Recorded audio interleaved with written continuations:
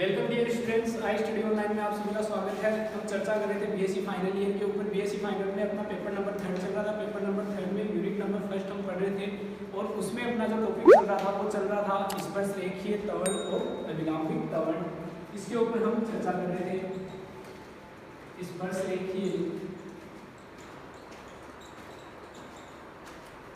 स्पर्शरेखीय और अभिलंबित त्वरण यानी कि tangent normal, tangential and normal acceleration, इसके ऊपर हम चर्चा कर रहे थे। यानी कि मैंने बताया था स्पर्शरेखीय त्वरण क्या होता है कि स्पर्श रेखा के अनुदिश जो वेग में परिवर्तन की दर होगी वही क्या होगा, अभिलंबित त्वरण होगा। स्पर्शरेखीय त्वरण होगा। और जो स्पर्श रेखा के लंबवत वेग में परिवर्तन की दर होती है वही क्या होता है, आपका अभिलंबित त्वरण होता है। तो बात करते हैं आगे। देखना एक बार, ये हमें कोई प्लेन दिया हुआ है, कोई समतल हमें दिया हुआ है और इस समतल में ये कोई वक्र आपको दिया हुआ है, वक्र AB आपको दिया हुआ है इस प्लेन के अंदर, ठीक है। यहाँ से कोई कण A से गति करना प्रारंभ करता है। A से क्या करेगा, ये गति करना प्रारंभ करेगा और चलता जाएगा। मान लेता हूँ T समय में इस कण की स्थिति यहाँ बिंदु P पर है और यहाँ से मैं एक स्पर्श रेखा ले लूंगा। क्लियर यहाँ तक? T समय में कण की स्थिति क्या है, बिंदु P पर है। एक्स एक्सिस के साथ स्पर्श रेखा कौन बनाएगी, कितने का, साइन का। और जो चाप होगा AP वो कितना होगा, S होगा। लास्ट क्लास में हमने यहाँ तक ये चीजें पढ़ी थी। उसके बाद आगे हम चर्चा करते हैं कि डेल्टा T समय में इसमें जो परिवर्तन होगा वो मैं मान लेता हूँ यहाँ तक पहुँच जाएगा ये, यानी कि एक स्पर्श रेखा इस प्रकार चलती हुई यहाँ तक आएगी। यहाँ के लिए कोई डाउट नहीं लेना चाहिए। आगे चलते हैं। इस बिंदु P पे मैं वेग मान लेता हूँ V। इस बिंदु P पर वेग क्या ले रहे हैं अपन, V ले रहे हैं। ये कौन सा वेग होगा, अभिलंबित वेग होगा। और अभिलंबित वेग कितना होता है, 0 होता है। लास्ट क्लास में अपन ने निकाला था अभिलंबित वेग कितना होता है, 0 होता है। और इस डायरेक्शन में जो वेग होगा वो कौन सा होगा, स्पर्शरेखीय वेग होगा। वो कौन सा होगा, स्पर्शरेखीय वेग होगा। अब देखना, हम बात करते हैं कि डेल्टा T समय में इस कण में विस्थापन कितना हुआ। बिंदु ये यहाँ के ऊपर पहुंच गया, आप मान लेते हैं, और विस्थापन इसमें डेल्टा S होगा। ये चीज हम मान रहे हैं। तो इसमें जो डेल्टा जो साइन है, तो यहाँ ये वाला एंगल कितना होगा, ये थोड़ा सा क्या हुआ, पहले यहाँ तक था, थोड़ा सा डेल्टा T समय में क्या और ऊपर चला गया, मतलब ये कितना हो जाएगा, साइन प्लस डेल साइन। ये एंगल कितना होगा, डेल साइन होगा। यहाँ तक क्लियर, कोई डाउट नहीं रहना चाहिए। अब ये चीज इसको यहाँ मिला रहे हैं, ये R मान लेते हैं। क्लियर है यहाँ तक? अब मैं बात करता हूँ सबसे पहले स्पर्शरेखीय त्वरण की। स्पर्शरेखीय त्वरण, इसकी बात करते हैं। ये क्या होगा, OP के अनुदिश डेल्टा T समय में स्पर्शरेखीय वेग में परिवर्तन की दर। अब एक चीज देखना, या स्पर्शरेखीय वेग क्या होगा, स्पर्शरेखीय वेग देखने के लिए एक चीज देखना, ये जो V दिया हुआ है यहाँ वेग क्या है, V है। तो इस समय में वेग क्या होगा अपना, यहाँ जो डेल्टा T समय में जो वेग होगा, विस्थापन कितना होगा और वेग में परिवर्तन कितना होगा, विस्थापन डेल S हुआ तो वेग में परिवर्तन कितना होगा, डेल V होगा। तो इस V पर इस Q पर वेग क्या होगा, V प्लस डेल V हो जाएगा। टोटल कितना हो जाएगा, डेल V। अब सोचने वाली बात है, इसको क्या करना है, हमें कंपोनेंट्स में डिवाइड करना है, घटकों में तोड़ना है। ये वेग टोटल है, यहाँ हमें क्या लेना है, यहाँ से स्पर्शरेखीय लेना है। यानी कि स्पर्शरेखीय इस तरफ होगा, लंबवत इस तरफ होगा, मतलब क्या होगा, ये घटकों में डिवाइड होगा। घटक कौन कौन से होंगे इसका, एक तो कोस होगा, एक साइन का होगा। यानी कि इस दिशा में तो कौन सा जो साइन होगा, साइन एंगल बना रहा है वो तो कौन सा होगा, कोस होगा। तो V प्लस डेल V कोस डेल साइन हो जाएगा। और एक इस दिशा में कौन सा होगा, इसका जो बच गया वो क्या होगा, V plus del V sine del sine. ये क्या होगा इसका, ये तो लंबवत घटक हो गया, ये अनुदिश घटक हो गया। तो क्लियर होगा सभी को घटकों में कैसे तोड़ते हैं, ये चीजें आपको पता होनी चाहिए। घटकों में मैंने पिछली क्लास से हर क्लास में मोस्ट ऑफ बताया कंपोनेंट्स में कैसे इसको तोड़ते हैं कि जिसके साथ एंगल बना रहा है वो तो कौन सा होगा, कोस होगा, और जो बच गया वो कौन सा होगा, अपना साइन में होगा। तो यहाँ से एक चीज देखना, डेल्टा टी समय में वेग में परिवर्तन कितना होगा, वो होगा v plus del V cos del sine. अब देखना ये तो क्या हो गया, v plus del V cos sine तो पूरा हो गया, टोटल हो गया, ठीक है। हमें किसका चाहिए, सिर्फ इतना चाहिए, ठीक है, इतना चाहिए। तो इतने में से जो पहले वाला है वो माइनस कर दूंगा। पहले कितना था वेग, यहाँ v था, तो v को क्या कर दो, यहाँ से माइनस कर दो, और इसमें परिवर्तन की दर मतलब डेल्टा टी, और फिर limit delta T tends to 0, यानी कि अपने को पूरा मिल जाएगा टी समय में। जब भी आप लिमिट अप्लाई करते हो मतलब टी समय में अपने को पूरा मिल जाएगा। तो यहाँ तक एक बार दोबारा देखना, ये v plus del V cos del sine क्या था, ये यहाँ से लेकर यहाँ तक का टोटल वेग था, स्पर्श रेखा के अनुदिश टोटल वेग था। स्पर्श रेखा के टोटल वेग कितना है, v plus del V cos del sine. हमें चाहिए कितना, हमें यहाँ से यहाँ तक आने में जो परिवर्तन हुआ वेग में वही चाहिए। तो इससे पहले कितना था अपने पास, v था, तो इस टोटल में से अपन ने क्या कर दिया, v घटा दिया, तो अपने पास क्या गया, परिवर्तन आ गया। और परिवर्तन की दर की निकालने के लिए क्या करते हैं, डेल्टा टी का भाग देते हैं। तो यहाँ तक क्लियर होगा। थोड़ा और आगे चलते हैं। सिंस वही चीज मैंने बताया था, cos x बराबर एक फॉर्मूला 1 माइनस x क्यूब बटा फैक्टोरियल 1 माइनस x स्क्वायर बटा फैक्टोरियल 2 प्लस x की पावर 4 बटे फैक्टोरियल, इस प्रकार से बनाया था।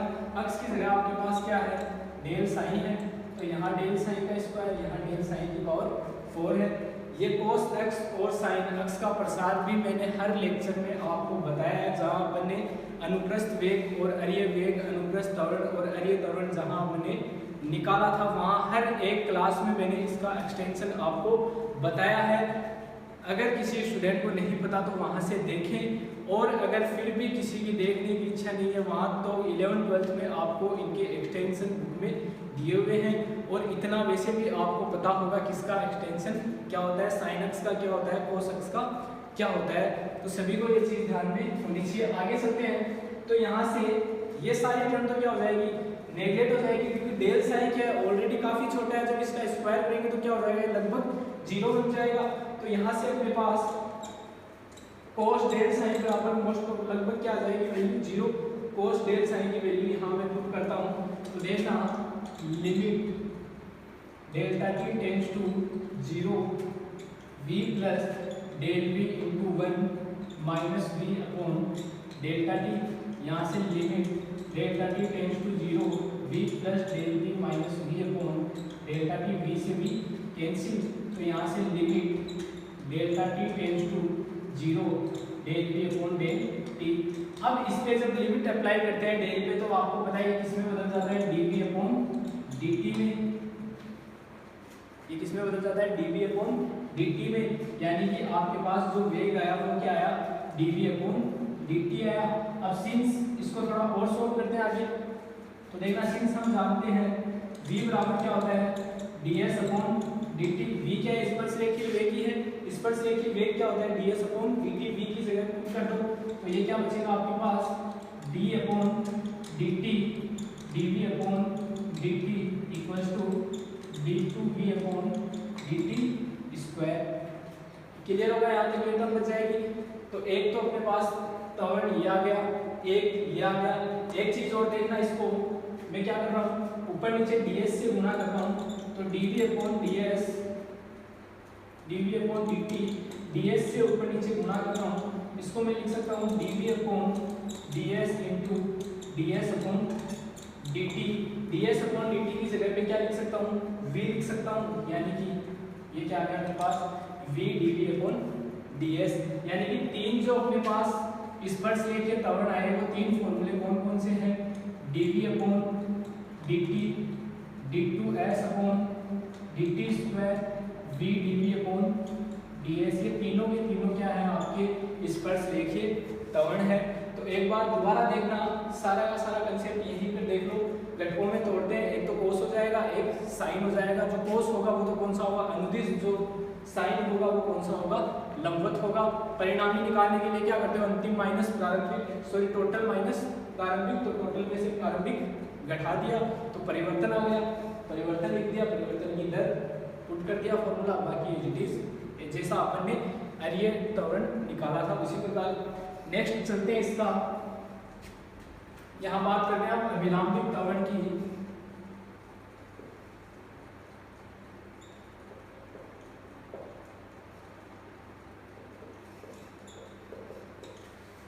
अभिलंबित त्वरण की बात करते हैं तो देखना,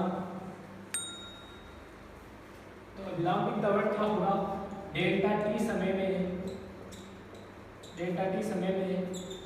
अभिलंबित वेग में परिवर्तन की दर ये होगा। अब देखना डेल्टा टी समय में जो अभिलंबित वेग है वो कितना होगा, डेल्टा टी समय में अभिलंबित वेग वही होगा जो इसका घटक आया था। इसका घटक क्या आया था अपने पास, v। अब ये मत बोल देना कि अभिलंबित वेग तो सर 0 आया था अपने पास, तो इसमें परिवर्तन भी सर 0 नहीं, ऐसा बिल्कुल नहीं होगा। यहाँ अपन ने क्या किया, इसको घटकों में तोड़ा है, तो एक घटक तो कौन सा हो गया अनुदिश, एक घटक कौन सा होगा इसका लंबवत। जो लंबवत वाला घटक होगा वो कौन सा होगा, अभिलंबित वेग होगा। ये डेल्टा टी समय में अभिलंबित वेग है, यानी कि देखना v plus del v sine del sine. अब देखो वहां माइनस v किया था, यहाँ माइनस क्या होगा v होगा, और v का मान क्या आया था अपने पास यहाँ 0, तो ये माइनस 0। क्लियर होगा सभी को, माइनस 0 क्यों किया, क्योंकि अपने पास अभिलंबित वेग क्या है 0 है, तो अभिलंबित वेग क्या हो जाएगा 0। ये तो क्या है अपने पास टोटल है, प्रारंभ में क्या था 0 ही था, तो 0 इसमें परिवर्तन की दर और लिमिट लगा दो, limit delta T tends to 0। अब वही चीज साइन एक्स का एक्सटेंशन करते हैं, तो अपने पास x माइनस एक्स क्यूब बटा फैक्टोरियल 3 x 5 बटा फैक्टोरियल 5 माइनस डेल डेल इस प्रकार चलता है। तो साइन डेल साइन बराबर del sine minus del sine cube बटा फैक्टोरियल 3 प्लस डेल साइन की पावर 5 बटा फैक्टोरियल 5 माइनस डेल डेल। ये सारी टर्म क्या हो जाएगी नगण्य हो जाएगी, फिर क्यूब करोगे तो और छोटी हो जाएगी, तो इसको क्या करते हैं नगण्य। तो साइन डेल साइन बराबर क्या आएगा आपके पास, डेल साइन ले सकते हो आप, तो यहाँ पुट कर दो, तो देखना limit delta T tends to 0 v plus del v sine del sine की जगह del sine upon delta T, अंदर मल्टीप्लाई करते हैं इसको, तो limit delta T tends to 0 v del sine plus del v del sine upon del T, इसको अलग अलग करते हैं, तो देखना limit delta T tends to 0 v del sine upon delta T plus del V upon del sine upon del T. यहाँ से देखना ये भी काफी छोटा, ये भी काफी छोटा, आपस में मल्टीप्लाई हो गया तो क्या होगा क्वांटिटी और छोटी होगी, तो इसको क्या मान सकते हो आप 0 कर सकते हो। तो आपके पास क्या बचेगा limit delta T tends to 0 v del sine upon delta की लिमिट अप्लाई करोगे तो ये बनेगा v d sine upon dt, ये बनेगा। क्लियर है। अब देखना यहाँ से ऊपर नीचे में क्या कर रहा हूँ, इसको ds से मल्टीप्लाई कर रहा हूँ, ऊपर नीचे मैंने इसको ds से मल्टीप्लाई किया, ऊपर नीचे ds से मल्टीप्लाई करोगे तो आपके पास बनेगा v, एक तो बनेगा आपके पास v d sine upon ds, एक बनेगा आपके पास ds अपॉन dt।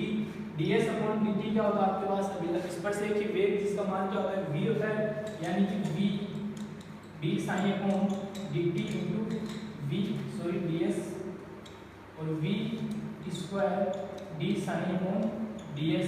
अब सिंस आप पढ़ते हो, अब तक आपने पढ़ा होगा बीएससी फर्स्ट ईयर में कि जो वक्रता त्रिज्या होती है रो बराबर आपके पास होता है ds अपॉन d साइन, ये आपने काफी बार पढ़ा होगा। तो यहाँ से 1 अपॉन रो बराबर क्या हो जाएगा d साइन अपॉन ds, तो d साइन अपॉन ds की जगह आप क्या लिख सकते हो 1 अपॉन रो, तो बराबर में क्या आ जाएगा v स्क्वायर अपॉन रो। ये क्या होगा आपके पास अभिलंबित त्वरण होगा। तो क्लियर होगा सभी को। तो देखना एक बार दोबारा जो फॉर्मूले अपने पास आए, जो स्पर्शरेखीय त्वरण आपके पास आया था वो आया dv अपॉन dt बराबर d2s अपॉन dt स्क्वायर बराबर v dv अपॉन ds। इसी प्रकार अभिलंबित त्वरण आपके पास आया, वो आया v स्क्वायर अपॉन रो। अब देखना यहाँ से इन दोनों का परिणामी निकालते हो आप, तो परिणामी क्या होगा, दोनों का स्क्वायर करके जोड़ दो, तो d2s अपॉन dt स्क्वायर का whole square plus v square upon rho, ये क्या होगा, दोनों का परिणामी होगा। तो क्लियर होगा सभी को। स्पर्शरेखीय त्वरण और अभिलंबित त्वरण का जो टॉपिक है अपना वो यहाँ कंप्लीट होता है। नेक्स्ट क्लास में स्टार्ट करते हैं उसके कुछ इंपॉर्टेंट क्वेश्चन जो एग्जाम में पूछे गए हैं या पूछे जा सकते हैं, इंपॉर्टेंट क्वेश्चन नेक्स्ट क्लास में करेंगे। एक चीज़ और, डिफेंस के जो स्टूडेंट हैं अपनी डिफेंस की क्लासें भी रेगुलर चल रही है। इवनिंग में 7 बजे रोज डिफेंस की क्लास चलती है, मॉर्निंग में सुबह आपकी बीएससी फाइनल की क्लास चलती है। तो एक चीज़, बीएससी फाइनल की क्लास अगर आप चाहते हो कि कंटिन्यू रहे तो इसके लिए ज़्यादा से ज़्यादा शेयर करो, लाइक करो, सब्सक्राइब करो, क्योंकि जो आपकी बीएससी फाइनल की क्लास है उसका इतना अच्छा रिस्पॉन्स नहीं मिल रहा। तो आप कोशिश करो ज़्यादा से ज़्यादा लाइक और शेयर करो ताकि अपनी क्लास कंटिन्यू रह सके। डिफेंस की क्लास अपनी वही टाइमिंग शाम को 7 बजे कंटिन्यू रहेगी। तो लाइक करें, शेयर करें, सब्सक्राइब करें। धन्यवाद, आपका दिन शुभ रहे।